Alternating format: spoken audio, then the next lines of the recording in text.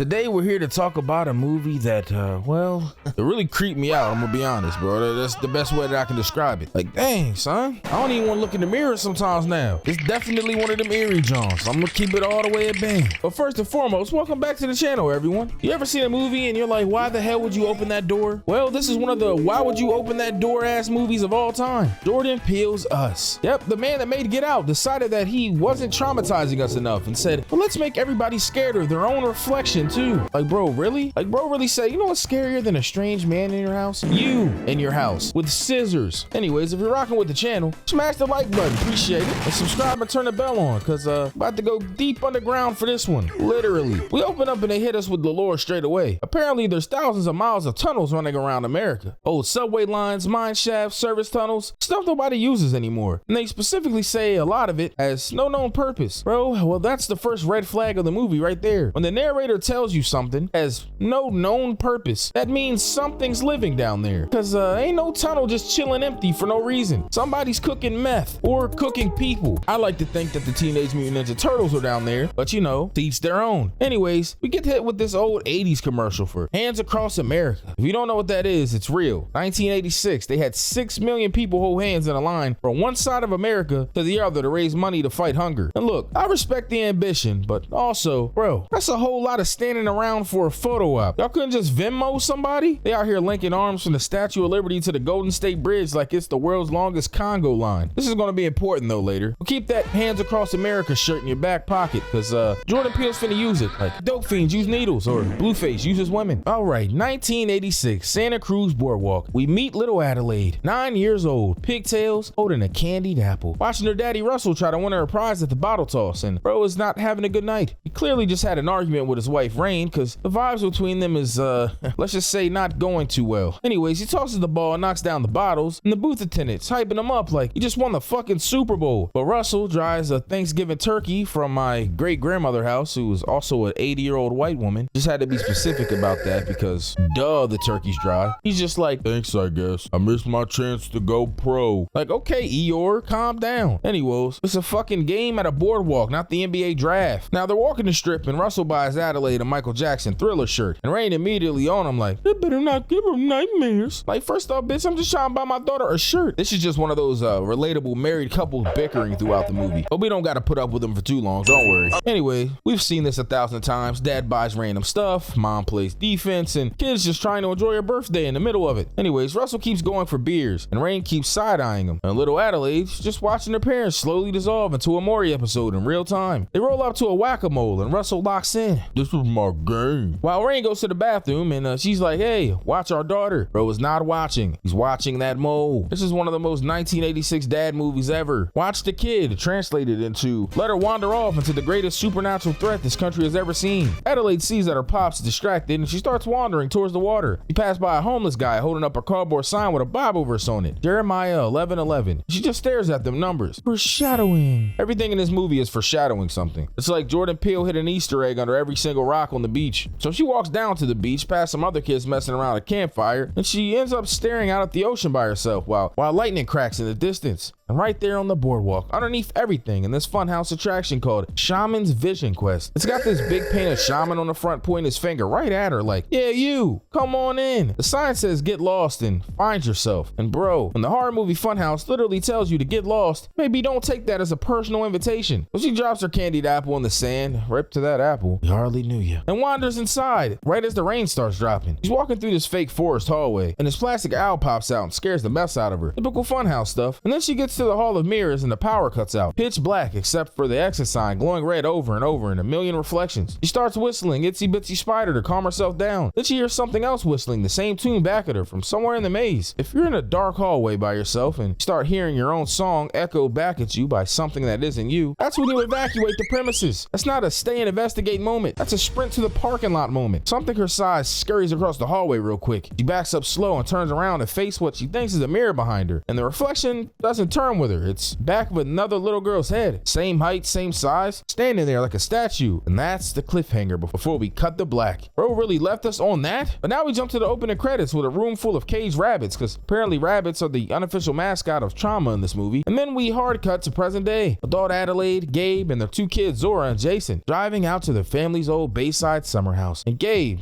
is comedy relief personified. The whole family dynamic feels like a real family. Snapping at each other, corny jokes, the whole thing. He screams, "Yo, we made it, cuz!" to wake the kids up, like he just discovered fire. And Jason and Zora immediately hit him with a, "Man, why would you do that?" Gabe just cackling, feeling himself. This is the type of dad that thinks every single joke is a fucking gold medal performance. Like, bro, you're not that funny. I mean, I'm not gonna lie, you are kind of funny though, but that's besides the point. Anyways, I also wanted to bring up that they play I Got Five on it a lot in this, and for some reason slowing down I got five on it is really fucking creepy. Like, why is that song so creepy? Anyways, they get inside and Zora starts complaining that the Wi-Fi isn't working, and Gabe hit her with the, "You don't need internet, you got outernet." Bro, I'm not gonna lie, that joke is so bad it looped back around to being kind of funny. Respect. I ain't gonna hold you. Telling the bitch she got outernet, like go touch grass. Like, I ain't gonna lie. Okay, all right. Motherfucker cracking dad jokes at breakfast. Zora's giving him the driest that you've ever heard. And Jason, well, he's the real MVP of the family. He got a plastic werewolf mask on his head at the table, eating strawberries, snapping his fingers trying to do a magic trick that doesn't work. We're gonna learn that Jason is a certified weirdo in the best way, and it'll pay off huge later. Anyways, Gabe drops that they're going to the beach later, Santa Cruz boardwalk specifically, and Adelaide immediately gets shook. She ain't been back there since it happened. Gabe doesn't know the full story yet. He just thinks that she's being difficult. There's a little family argument about selling grandma's house soon after this. Jason's cursing at the table. This thing is bullshit about his broken magic trick. Now Gabe's trying to tell him to shut the fuck up about it. And Gabe also gets roasted by his 13-year-old because, well, he doesn't know basic anatomy. Talking about 3 fingers pointing back at you. I don't know about that one. Anyways, this family really functions off of pure comedic chaos, and actually, I'm here for it. Now we flashback real quick to young Adelaide in therapy. Her parents are telling a psychiatrist that she has PTSD, and Russell's hitting the doctor with, "She wasn't in there. She got lost for 15 minutes, which is peak. My daughter got traumatized, and I'm minimizing it." What a wonderful dad. Anyways, the doctor says they have to be patient, encouraging her to draw and write and dance, anything to help her process what happened. Rain's crying, and Russell can't even comfort his own wife. Just says, "Man, I'm gonna go have a smoke." It dips off. Or really said, "You know, my child's broken. My marriage is broken. Let me go smoke about it." Back to present day. Gabe's on the phone hyping up his boy Josh, telling him to wait for it, setting up some surprise. And Adelaide finds a spider crawling on Jason's rubber spider toy, which, side note, it's a nice little visual joke. Real spider on a fake spider. This whole movie got layers like that. Anyways, Gabe tells her that Josh and Kitty are coming early, so they gotta head to the beach in an hour. And Adelaide's clearly not trying to go. She's low-key roasting Josh and Kitty. They drank too much. All they do is act like Adrian Bronner. "Man, shut your ass up. They my friends, bitch. Man, stop talking about my friends, bro. I fuck with them, guys." Yeah, I'm sure you do. All they do is drink all day. Fucking lame ass nigga, bro. Yo, real quick. You know when I say real quick, I got another banger. Banger. And I know a lot of you guys like horror, obviously, because you're watching this. So your boy Sin made a new channel. I know. Oh my God, so how many channels you got? This time, though, it's a Minecraft channel called Sincraft, but with a horror theme. I'm not gonna lie, it's been a lot of cool horror Minecraft mods I've been seeing, and your boy Sin wants to play them. I'm not gonna lie, this joint is scary, though. So if you like scary stuff, creepypastas, scary jump scares, all types of just creepy stuff, bro, you want to be on the edge of your seat while also being completely entertained, because I'm a big wuss. If you want to hear me scream, just click this little eye right here, or go in the pinned comment or description and run that video up. Make sure you leave a like, comment, and subscribe. Turn post notifications on too. After you finish this video though.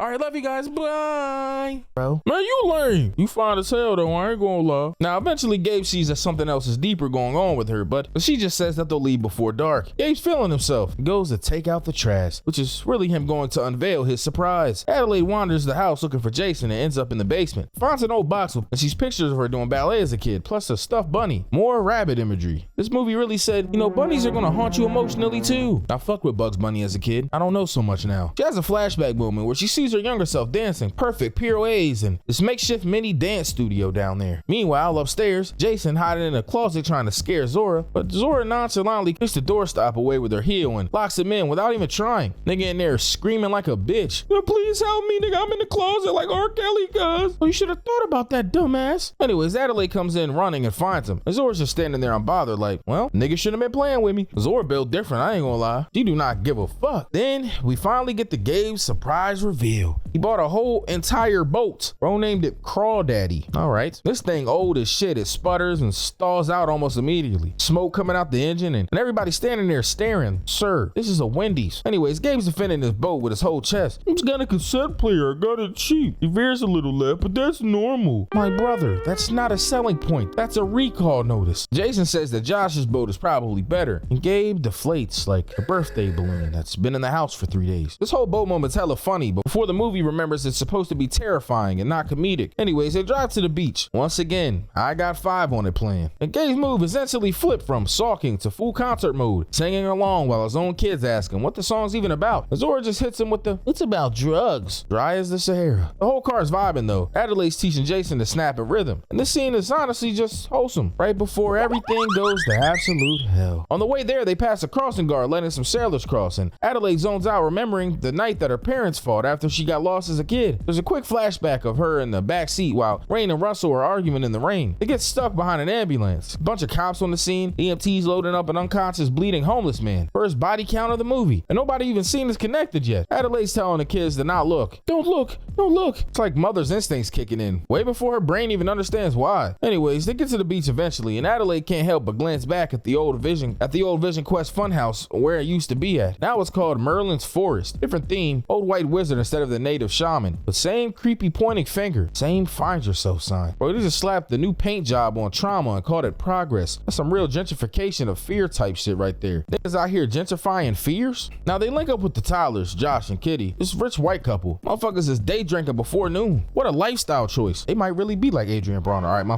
fault. Anyways, her twin daughters, Becca and Lindsay, are out here doing cartwheels and flying kites. Josh immediately clowns Gabe for being 14 minutes late. Where's your efficiency, man? And Gabe's trying to defend his own punctuality, but hey man, color people time, I guess. CPT. Now Kitty's greeting everybody a little bit too enthusiastically. She's complimenting Zora's growth spurt while Zora silently dies inside from the attention. Josh is offering Jason a beer as a joke, and Adelaide's hitting him with that no. Might be the fastest no in of recorded history. Wives never be letting y'all have fun, man. Gabe and Josh are comparing boats, and well, anyways, Josh is cracking the, it's not about the size of the boat. Haha, what a joke. Anyways, Kitty and Adelaide catch up after this, and this is where the movie sneaks in some real thematic weight under the jokes. Kitty's asking Adelaide if she ever wonders, what if things happen different? Talking about how she gave up acting for the kids, how she books me time at the spa like it's a mandatory subscription service. Bitch got Netflix spa service. I ain't gonna lie, I ain't never seen it. Meanwhile, down by the water, the Tyler twins are bullying Jason a little bit. Lindsay's cartwheeling right through a sandcastle without even thinking about it. Like, damn, you could at least apologize. Asking him why he doesn't go in the water. Typical mean girl. Couple of 14-year-olds who don't got a care in the world. Parents rich, nice boat. All they gotta do is be assholes to people. Kitty keeps talking about her old ballet dreams and tells Adelaide she used to cry every time at the Nutcracker's grand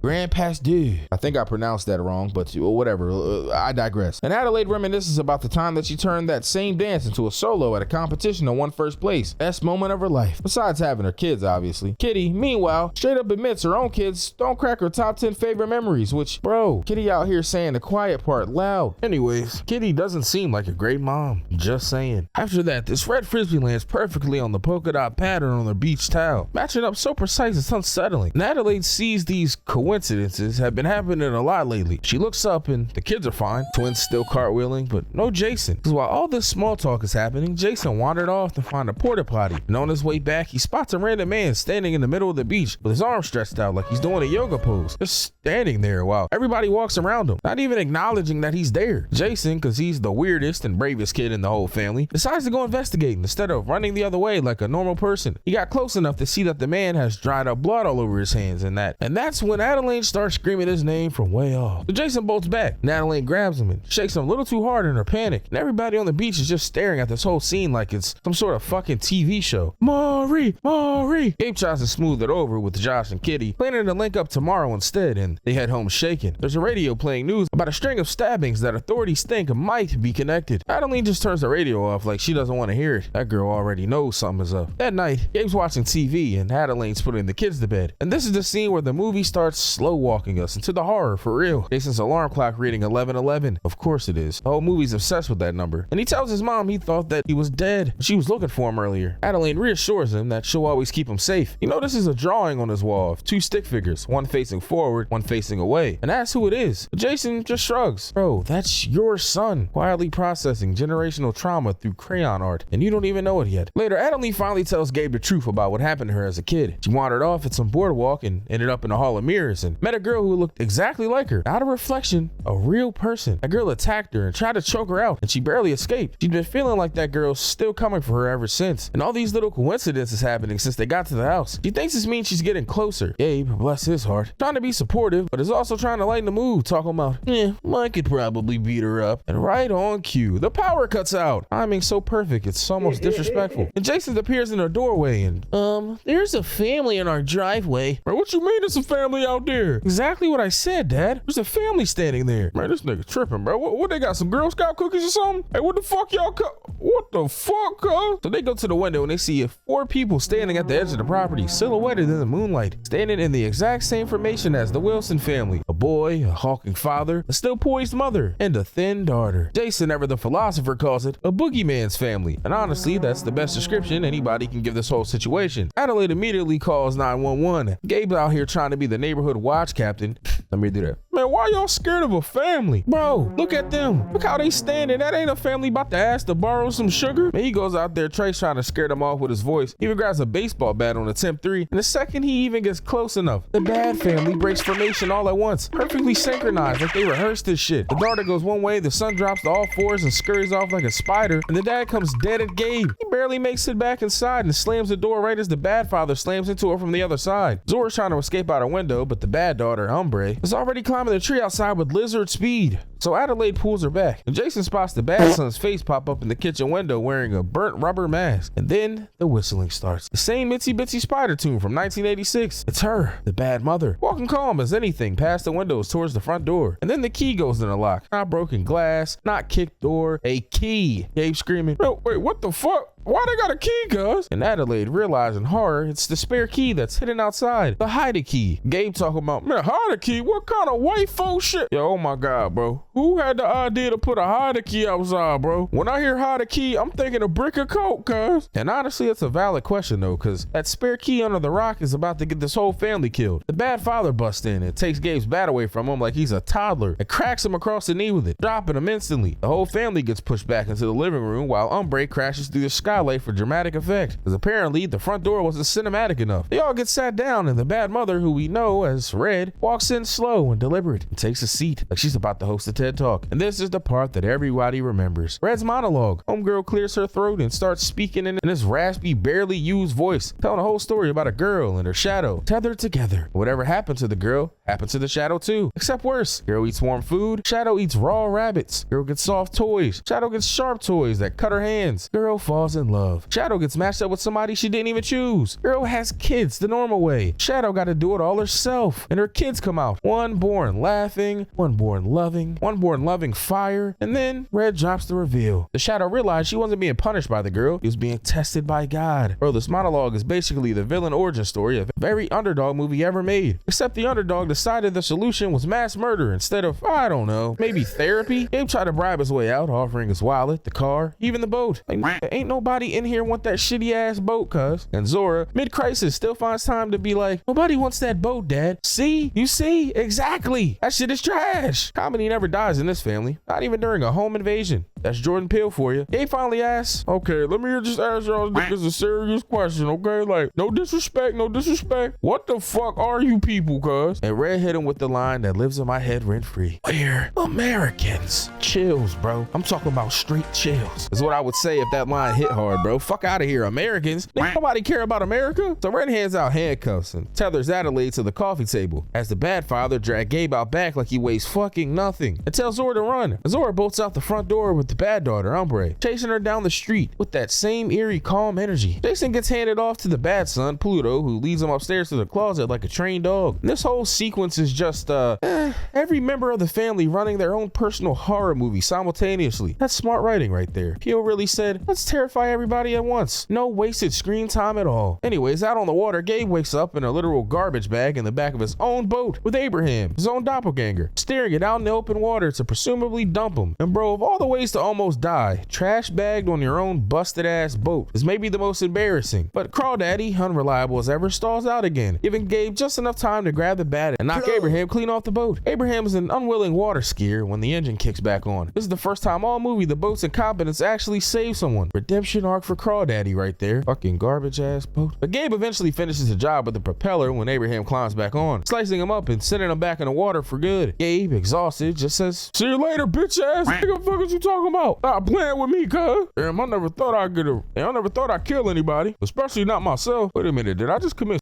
suicide, cuz?" Meanwhile, Jason is in the closet with Pluto. Hey, yo. Who mirrors every single move that Jason makes like some sick game of Simon Says. Jason tries a snapping trick again, and this time, wow, it actually worked, catching Pluto off guard long enough for Jason to slam the door on him and run. Back in the living room, Red still got Adelaide pinned to the busted coffee table, drawing blood. When Pluto's scream echoes through the house, Red goes still for a second and says, "That's yours," and takes off to go handle her son, leaving Adelaide alone to finally break free. She rips the table leg off with a fire poker, frees herself, and finds Jason, and they book for the door right as Zora comes running back from her own chase. Turns out she outran Umbre for a hot minute before things got even crazier out there. They all pile up trying to get to the car, but Red's standing in the doorway holding the car key, so new plan, the dock. They sprint for the boat with Pluto chasing on all fours, and they barely make it in time. As they pull away, Umbre shows back up and just stands there watching. Meanwhile, Abraham washes up dead on the shore, and the rest of the bad family just watch, completely emotionless. Cold family. Cold family. However, at the Tyler house, and bro, I ain't gonna lie, this next scene is pretty brutal. Josh, half asleep with a whiskey glass, a backup generator kicks the power back on, and he and Kitty are bickering about weird noises outside. Josh even makes a dumb O.J. Simpson joke, looking out the window, completely oblivious that this is about to be the last joke that he'll ever tell. Then, on the upstairs balcony behind their real daughters, a third twin appears out of nowhere, and within seconds, 4 bad Tylers ambush the real one and take them out with scissors in one brutal, efficient move. No mercy, no monologue, just straight up execution while the Beach Boys are still playing over the speaker system. This is some savage ass shit. Kitty, somehow still alive, is crawling towards her dead husband while Tex, Josh's own doppelganger, mocks her, dangling his hand just out of reach and pushing it through his own hair instead of helping her up. She begs for it to stop, and Dahlia, Kitty's doppelganger, finally steps in and finishes the job. Meanwhile, outside, Adelaide's crew shows up at Tyler's door for help, and Tex answers wearing Josh's own robe, like he just moved into this man's whole life. Adelaide swings at him with the fire poker, connects clean, and dude barely even flinches, just tosses her dumb ass inside. So Gabe, Zora, and Jason are left outside with Tex closing in, doing this bizarre, exaggerated ass evil mime routine like, "Bro, what are you doing, interpretive dance while hunting me?" And Gabe, hurt leg and all, actually taunts him into a chase towards the dock so the kids can get away. "Bro, you think you a man? Come get some there, bitch ass nigga. But I never liked you anyway, cuz you always on that white boy shit. And for that reason, I'ma kill your dumb ass, Britt. Man, shut your black ass up. You can talk, cuz?" This man Gabe out here acting like he an action hero. This man on one good leg and it actually still works. Zora and Jason sneak inside and it's an absolute massacre in there. I'm talking about bodies,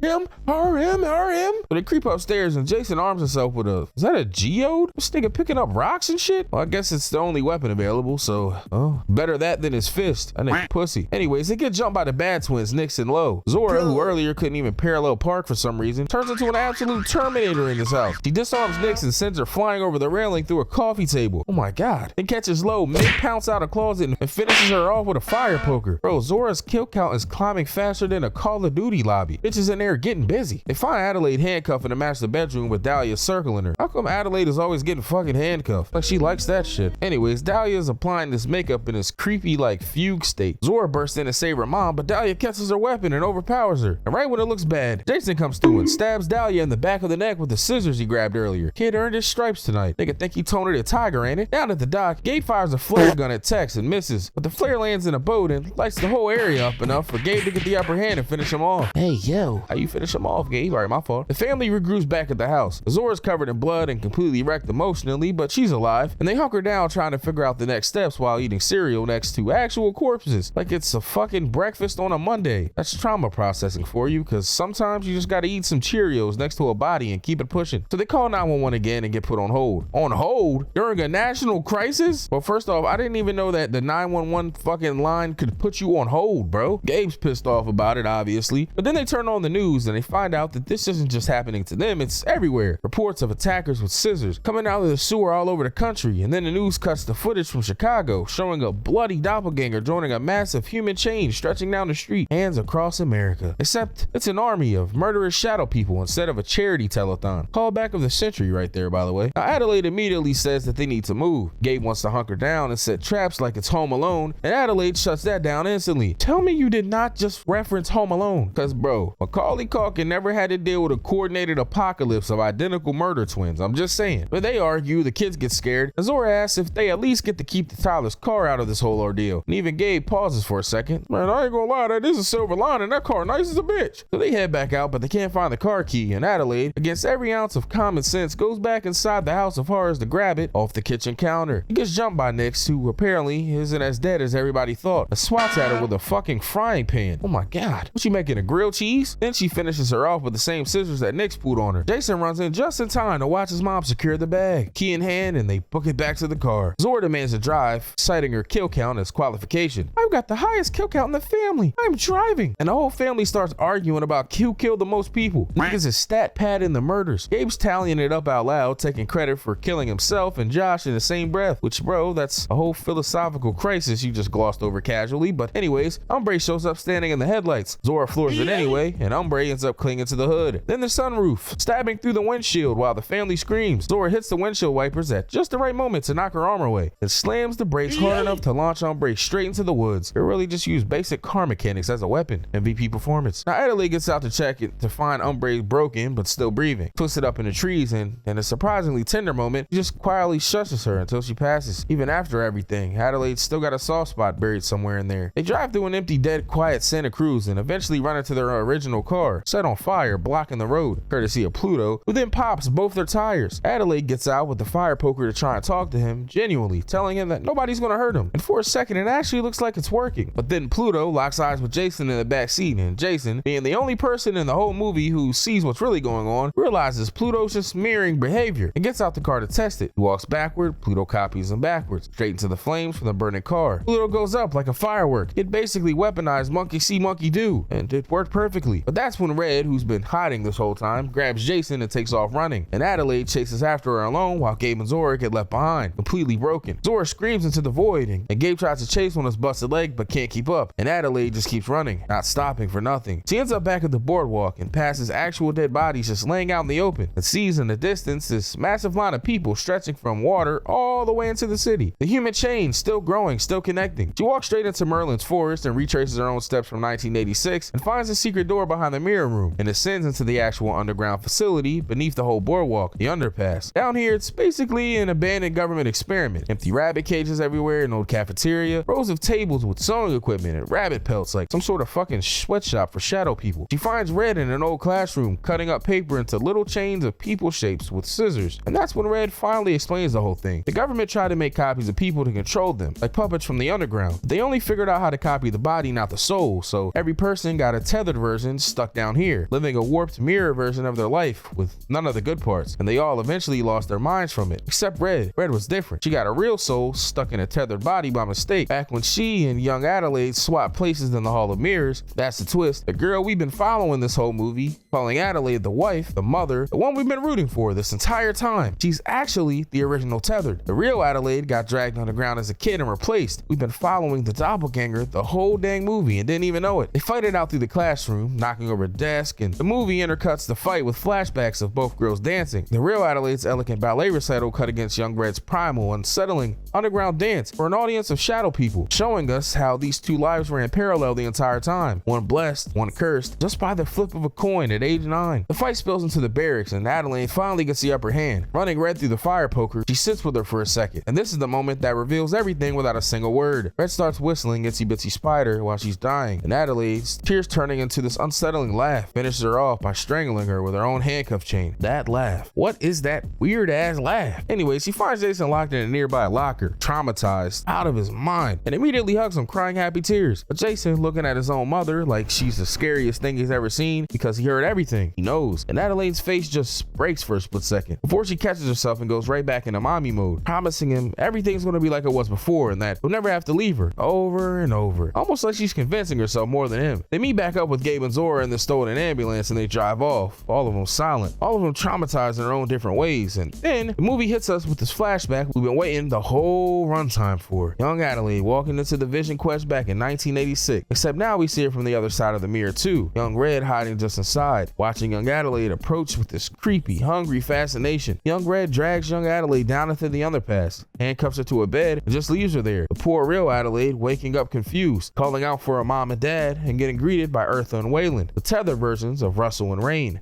who just stare at her blank, not even understanding her words, because down there, nobody's ever really talked. And in the final gut punch, we see Rain driving Russell and who she thinks is her daughter home in the rain that night, except it's actually Red, wearing young Adelaide's face, quietly smiling to herself in the back seat, already scheming this whole 30+ year plan while her real parents have no idea that they raised a completely different child. And we close out on this wide sweeping shot of the ambulance driving off into the countryside while the camera pulls back to show that Hands Across America line, except it's not charity no more, it's millions of tethered standing hand in hand across the entire country, stretching off towards the horizon forever. And that's the movie. Jordan Peele really said, what if your biggest enemy was you? But you had way better health care and she didn't, and turned it into 2 hours of pure paranoia. Every coincidence was a clue. Every joke was doing double duty as dread, and that ending recontextualized the whole movie the second the credits roll. Anyways, if you like this video, make sure you smash that like button, subscribe for more of them, and drop a comment and tell me if you could have survived in this. I'm gonna keep it a band. I would have smoked some shit. Real shit. All right, love you guys. Bye.